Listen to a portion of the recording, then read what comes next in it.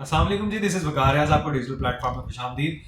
سب سے پہلے سبسکرائب کریں، لائک کریں، شیئر کریں، کیونکہ آپ کے ساتھ بہت بڑا سرپرائز شیئر کرنے جا رہا ہوں۔ بھارت کے لیے ایک اور سرپرائز، پاکستان کا ایک اور میزائل تجربہ کامیاب۔ ابدالی کے بعد 120 کلومیٹر رینج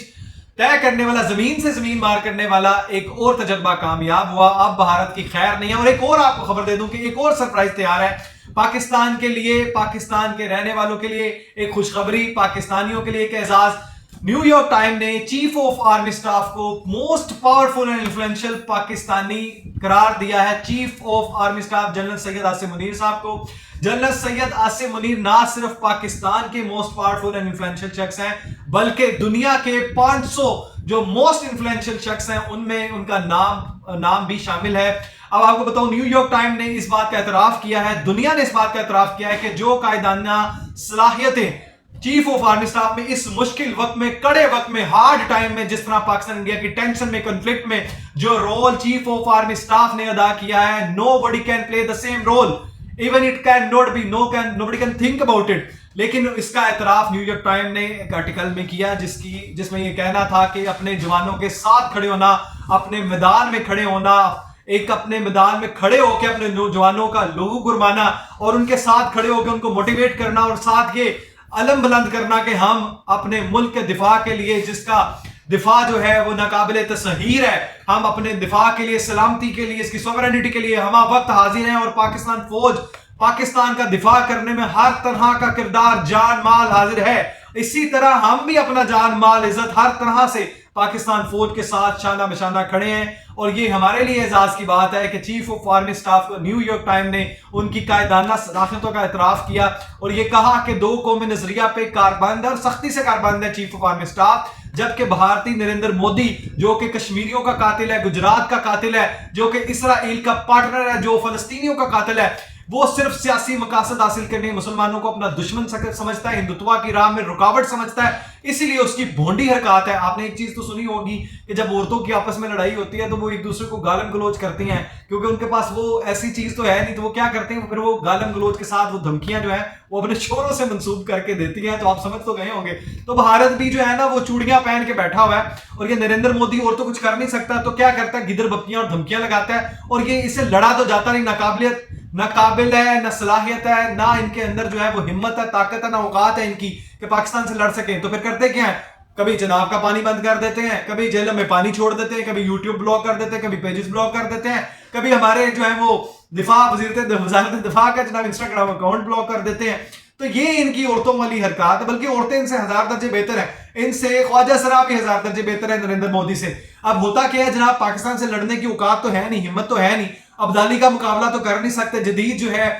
وہ نیویگیشن کے ساتھ ہمارا تجربہ کامیاب رہا، 120 کلومیٹر جو ہے زمین سے زمین جو ہے وہ مار کر آنے والا، وہ حملہ والا۔ تو اس میں اب ان کو سرپرائز آ رہے ہیں، تو ان کے پاس اسٹریٹجی کوئی نہیں ہے، ان کے پاس ہمت کوئی نہیں، اوقات نہیں ہے۔ ہمت کہاں سے آئے گی جناب، ہندوتوا جناب جو ہے، ہم ایمان والے ہیں تم بے ایمان ہو، یہی تو دو قومی نظریہ ہے کہ ہم گائے کا جناب وہ دودھ پیتے ہیں، تم گائے کا موتر پیتے ہو۔ تو یہ تمہارے لیے جناب وہ تمہارے بس کی بات نہیں ہے۔ چائنا نے بھی دو ٹوک پیغام دے دیا تمہیں کہ یہ دو ملک کی لڑائی نہیں ہوگی، پھر یہ 100 ملکی ہوگی، اور اس میں ہم پہلے آئیں گے اور پاک فوج کے شانہ بشانہ کھڑے، اور ہم تمہیں لداخ والا معاملہ ہوا ہے، تمہارے جنگی جہاز جو ہے وہ 5 گئے ہیں وہاں پہ، جب پکڑے گئے ہیں، اور جب آپ چینی فوج نے تمہارے اڑانے کی بات کی تو تم نے کہا ہم تو برف دیکھنے آئے ہیں، تو آئندہ وہ تمہیں برف دیکھنے کی اجازت نہیں دیں گے۔ وہ لداخ والا معاملہ یاد ہوگا تمہیں، کس طرح انہوں نے اپنا جھنڈا لڑایا، ہم نے بھی پاکستان میں لڑایا۔ اسی طرح تمہیں یہ بھی بتا دیں گے جو تم بارڈر پہ LOC کی خلاف ورزی کرتے ہو، پٹاخے پھوڑتے ہو، یہ ہم جو ہے وہ 1 سیکنڈ میں اس کا منہ توڑ جواب دیتے ہیں، پھر تمہاری جو ہے بولتی بند ہوتی، خاموشی چھا جاتی ہے۔ یہی تمہارے وہ جو ہے نا گیدر بپکیاں دھمکیاں، اور یہ تم پیٹ دکھا کے بھاگنے والے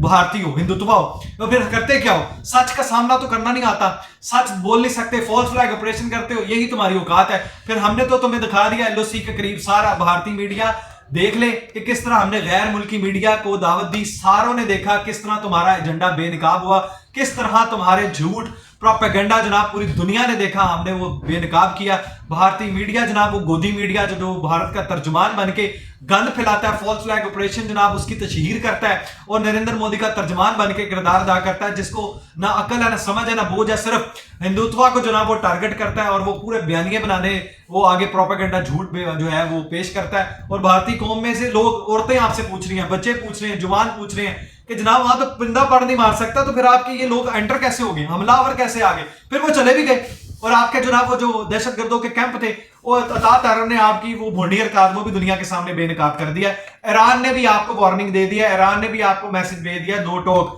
کہ جناب یہ پاکستان ہے, انہوں نے تمہیں چھوڑنا نہیں ہے, تو یہاں پہ کشمیر کے لیے بیٹھے ہو, قبضہ کر کے بیٹھے ہو, جارحیت کر رہے ہو اور کشمیریوں پہ حملے کر رہے ہو, کشمیریوں کو گرفتار کر رہے ہو, کشمیریوں کے گھر جلا رہے ہو, ان پہ بارود پھینک رہے ہو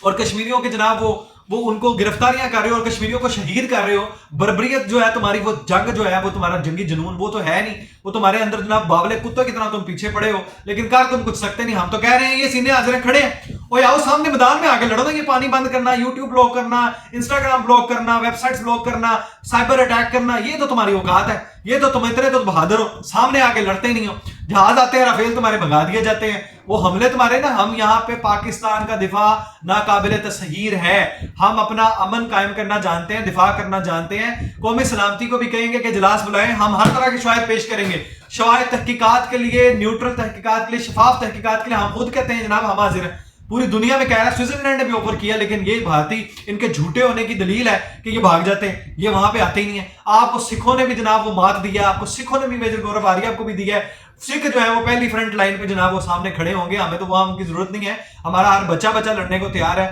تم نے جناب وہ جو بھونڈی حرکت کی ہے, کہا تھا کہ بلوچستان اب سے لگ ہے, بلوچستان کے جو غیور قبائلی ہیں وہ پاکستان فوج کے ساتھ شانہ بشانہ کھڑے ہیں. ہم بھی کھڑے ہیں, سندھی بھی کھڑے ہیں, پنجابی بھی کھڑے ہیں, بلوچی بھی کھڑے ہیں, خیبر پختونخوا بھی غیرت مند پختون کھڑے ہیں. میں نے بات غیرت مند کی کہی ہے, میں نے غیرتوں کی نہیں کی. جو پی ٹی آئی والے ہیں ان کو ہم نہیں مانتے, وہ نہیں ہے جو جناب وہ پاکستان کی in camera briefing D G I S P R کی دھرلہ اور ان کی ان کیمرہ بریفنگ میں یہ پی ٹی آئی والے شامل نہیں ہوئے. اب فیصلہ ویسے آنے والا ہے سپریم کورٹ سے, وہ جو فوجی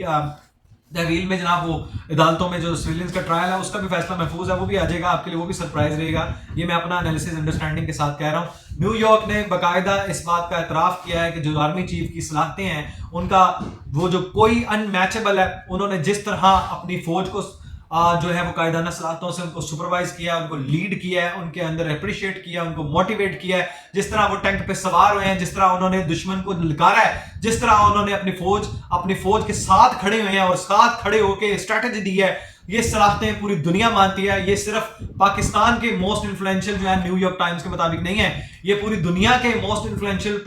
پاکستانی نہیں ہے. یہ صرف ہمارے لیے اعزاز کی بات ہے کہ پاکستان نہیں پوری دنیا میں 500 جو موسٹ انفلوئنشل لوگ ہیں ان میں چیف آف آرمی اسٹاف کا نام ہے, اور یہ شخص جھاڑیت کا منہ توڑ جواب دینا جانتا ہے. یہ شخص امریکی اخبار نے جو بولا ہے کہ دو قومی نظریے پہ یہ قائم ہے, اور یہ جانتے ہیں کہ کس طرح سپہ سالار جو ہے وہ اپنی قائدانہ صلاحیتوں سے جو وہ اپنی ٹیم کو لے کے چلتا ہے, اور کس طرح منہ توڑ جواب دینا کا فیصلہ جانتا ہے. جس طرح مشکل وقت میں چیف آف آرمی اسٹاف نے معیشت کو جو ہے وہ سنبھالنے والے اقدامات کیے, جس طرح اوورسیز نے ساتھ دیا, جس طرح انہوں نے جنگ کے حالات میں اپنی اسٹریٹجی دی, جس طرح ایئر اسپیس بند کی, تو یہ ایک عام غیر معمولی چیزیں ہیں جو کہ ایک عام شخص میں نہیں پائی جاتی. اور یہ دنیا کے شاید بہت کم 10 لوگ ہوں گے جن میں اس شخص کا نام ہے, جس کا نام جنرل سید عاصم منیر ہے, جنہوں نے بھارتی نریندر مودی کو وہ ناکوں چنے چبوانے والا پلان پورا تیار کر کے رکھا ہے. اور یہ بھی آپ کو بتا دوں کہ ہم ابھی بھی اس بات پہ قائل ہے کہ جو دو قومی نظریہ ہے وہی ہماری ایک اصل ہے,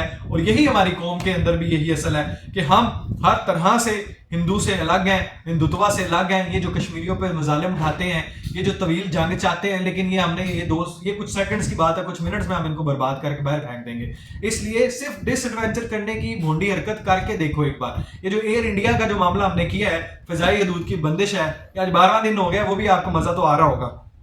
سندھ طاس معاہدہ معطل کرنے کا آپ کا غیر قانونی اقدام تھا, وہ چیلنج ہو چکا ہے, آپ کو اس کے بھی نتائج بھگتنے پڑیں گے. پہلگام واقعے کی شفاف اور غیر جانبدار ہم آپ کو 1000 بار کہہ چکے ہیں, تحقیقات میں ہم شمولیت